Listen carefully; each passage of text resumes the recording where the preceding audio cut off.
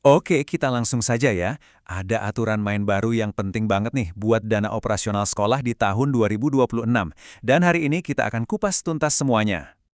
Jadi, pertanyaannya, apa sih sebetulnya aturan main baru untuk dana operasional sekolah Anda di tahun 2026 nanti? Dan yang lebih penting lagi, gimana ini akan berpengaruh pada perencanaan Anda ke depan? Nah, semua jawabannya itu ada di sini, di dalam dokumen kunci ini, Peraturan Menteri Nomor 8 Tahun 2026. Anggap saja ini buku panduannya untuk mengelola dana bantuan operasional satuan pendidikan atau yang kita kenal sebagai dana BOSP. Oke, kita akan bedah peraturan ini dalam 6 bagian. Mulai dari pengenalan dananya, strukturnya seperti apa, siapa yang berhak menerima dan berapa besarannya, aturan penggunaannya, apa yang boleh dan tidak boleh dilakukan, sampai ke urusan pelaporan.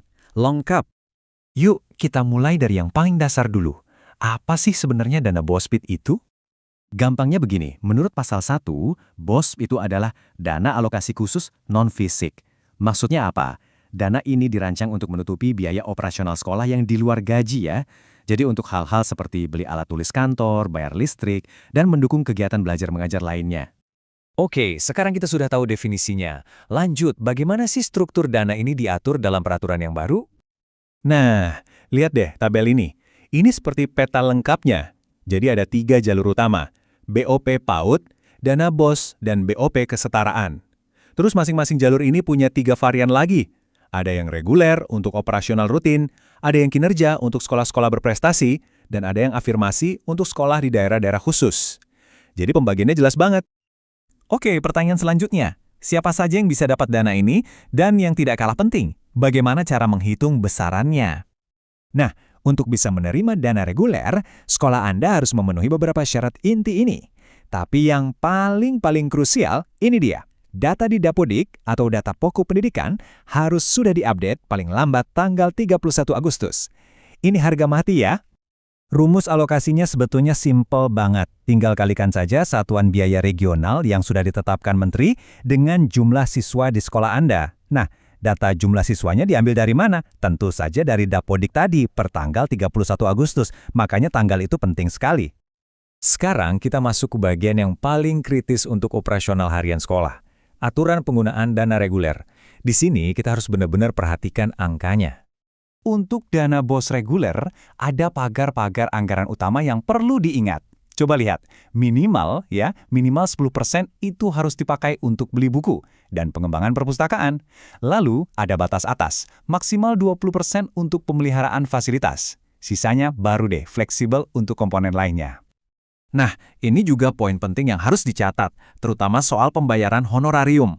Ada perbedaan nih antara sekolah negeri dan swasta. Kalau sekolah negeri, batasnya maksimal 20% dari total dana yang diterima. Tapi sekolah swasta punya batas yang lebih tinggi, yaitu bisa sampai 40%. Di luar soal angka-angka, peraturan ini juga dibangun di atas fondasi yang kuat, yaitu 5 prinsip inti dan beberapa larangan yang sangat ketat. Menurut pasal 2, semua pengelolaan dana itu harus 1. Fleksibel, artinya sesuai kebutuhan sekolah. 2. Efektif, benar-benar mencapai tujuan pendidikan. 3. Efisien, hasilnya optimal dengan biaya minimal. 4. Akuntabel, bisa dipertanggungjawabkan. Dan 5. Transparan, intinya dana ini harus dikelola dengan cerdas dan jujur. Nah, ini dia daftar garis merahnya. Hal-hal yang mutlak dilarang. Misalnya mentransfer dana ke rekening pribadi atau meminjamkan dana ke pihak lain, termasuk juga membangun gedung baru atau bahkan membeli software untuk pelaporan keuangan BOSP. Ini semua dilarang keras, dan kalau dilanggar ada sanksinya. Oke, bagian terakhir, tapi sama sekali tidak kalah penting, pelaporan. Kenapa ini penting? Karena penyerahan laporan yang tepat waktu itu berhubungan langsung dengan pencairan dana Anda berikutnya. Ada 2 tanggal keramat yang wajib banget dilingkari di kalender. Pertama, 31 Juli untuk laporan tahap 1. Dan kedua, 31 Januari tahun berikutnya, itu untuk laporan akhir yang lengkap. Jangan sampai terlewat ya. Kalau sampai telat gimana? Nah, ini akibatnya. Misal laporan akhir baru masuk di bulan Februari. Dampaknya langsung terasa. Pencairan dana Anda berikutnya akan dipotong sebesar 2%. Keterlambatannya berlanjut sampai bulan Maret. Penaltinya ikut naik jadi 3%.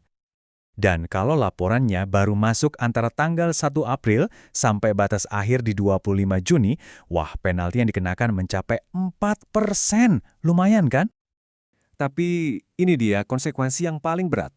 Kalau gagal melapor sampai tenggat waktu akhir, pasal 60 menyatakan dengan sangat tegas, sekolah Anda tidak akan menerima dana BOSP untuk seluruh tahun tersebut. Artinya, dana setahun itu hangus. Risikonya sangat besar. Dan sekali lagi, semua yang kita bahas hari ini dasarnya kuat ya. Semuanya bersumber dari peraturan resmi ini yang sudah ditandatangani dan disahkan oleh kementerian. Jadi, sekarang bolanya ada di tangan Anda. Setelah kita sama-sama memahami semua aturan main yang baru ini, pertanyaan terpentingnya adalah, bagaimana sekolah Anda akan menyusun strategi rencana kegiatan dan anggaran sekolah, atau RKS, untuk memberikan hasil terbaik bagi para siswa? Perencanaan yang matang dimulai dari sekarang.